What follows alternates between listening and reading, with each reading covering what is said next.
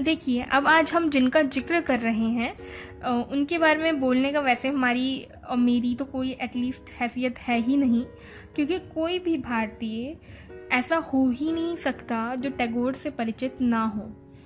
एक और बात मैं यहाँ पर कहना चाहूँगी कि अगर आपको हिंदी आती है, अगर आपको बांग्ला आती है या आपको जो भी भाषा आती है, तो आप कोशिश करें कि उस किताब को उसी भाषा में पढ़ें। अगर आपको बांग्ला आती है तो मैं आपसे यही यही कहूँगी कि आप रविंद्रनाथ, क्योंकि जिस लैंग्वेज में वो लिखी जाती है ना, उसकी खूबसूरती ही अलग होती है। उसके बाद जैसे जैसे वो अलग अलग भाषाओं में उसका रूपांतरण होता जाता है, तो मुझे लगता है कि उसका जो एसेंस होता है, जो उसका सार होता है, जो उसकी आत्मा होती है, वो कहीं कहीं हल्की होती जाती है अलग अलग भाषा में जाते जाते। तो मैंने यहाँ पर हिंदी में पढ़ी है तो मैं हिंदी में बात करूँगी। मुझे वैसे भी अब जो ये किताब है इसमें कुछ 45 कहानियाँ हैं, सब इतनी खूबसूरती के साथ पेश की गई हैं कि ये चुन पाना कि कौन सी मुझे सबसे ज़्यादा पसंद है, ये तो बहुत ही मुश्किल है। टैगोर ने अपनी कहानियों में ऐसा लगता है कि समय को ही बांध लिया है।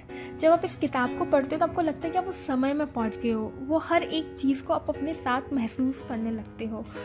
जितनी खूबसूरती के साथ वो औरत को पेश करते हैं वो शायद कोई कर ही नहीं सकता। इतनी खूबसूरती से औरत के हर रूप को उन्होंने इसमें दर्शाया है, चाहे वो ममता भरा रूप हो, चाहे वो प्रेम रूप हो, चाहे उसका गुस्सा करना हो, हर एक इमोशन को, हर एक भाव को, हर एक उसके रूप को उन्होंने बहुत अच्छे से पेश किया है अपनी कहानियों में।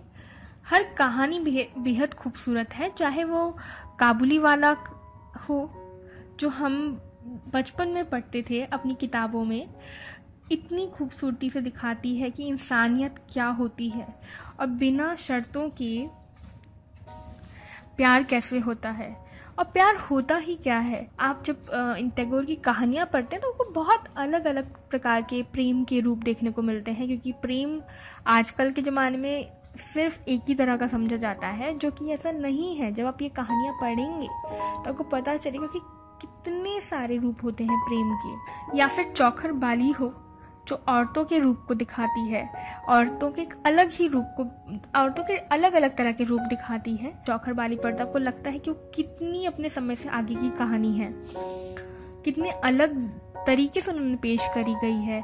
उन्होंने किस तरह से औरतों को पेश किया, हर तरीके से। उन पे कोई बंदिशें नहीं है, कोई रोक टोक नहीं है। जिस समय के समाज में उसको इस तरह की कहानियों को लिखा गया है, वो अपने से बहुत आगे हैं और बहुत खुली तरह की सोच को प्रदर्शित करती हैं। हालांकि सारी कहानियां ही मुझे बेहद पसंद हैं, पर सबका नाम यहाँ पर नहीं लिया जा सकता। और रविंद्रनाथ टैगोर के ऊपर ही एक शो भी बनाया गया था जो कि आई थिंक एपिक चैनल पे आता था, और वो बेहद ही खूबसूरत और बेहद ही अच्छे, जिस तरह से आप कहानियाँ पढ़ते हैं और उसमें अपने आप को इमेजिन करने लगते हैं या अपने आप को ही उसमें रखकर सोचने लगते हैं, किसी न किसी किरदार से अपने आप को जोड़कर देखने लगते हैं, उसी प्रकार से इन कहानियों को उस शो और उस सीरियल या जो आप कहेंगे उसके माध्यम से दिखाया गया है। बहुत अच्छी तरह से उन कहानियों को पेश किया गया है। उसमें कुछ कहानियां हैं जो आप देख सकते हैं, सारी कहानियां तो नहीं दिखाई गई हैं बट कुछ दिखाई गई हैं। उस शो का नाम भी था स्टोरीज बाय रविंद्रनाथ टैगोर, और वो नेटफ्लिक्स पर भी शायद मौजूद है। शो के साथ साथ आपको उनकी रचनाओं को मैं ज़रूर बोलूँगी, मैं वैसे किताबें बोल देती हूँ कि आपका मन है आप ये पढ़ लें, अगर आपको इस सब्जेक्ट में इंटरेस्ट है तो आप पढ़ लें, या इस सब्जेक्ट में नहीं इंटरेस्ट है तो ना पढ़ें। है कि आपको पढ़ना ही चाहिए रविंद्रनाथ टैगोर, और स्पेशली उनकी कहानियाँ बहुत ही खूबसूरत और बहुत ही सुंदर ढंग से लिखी गई हैं। मेरे पास तो शब्द भी नहीं है और मैं खैर कुछ भी नहीं हूँ उनके बारे में कुछ कहने के लिए। तो मैं ज़रूर कहूँगी कि आपको पढ़नी चाहिए, और अगर आप बंगाली हैं तो आप इसे और बांग्ला जानते हैं तो प्लीज़ उसी में ही पढ़िएगा। धन्यवाद।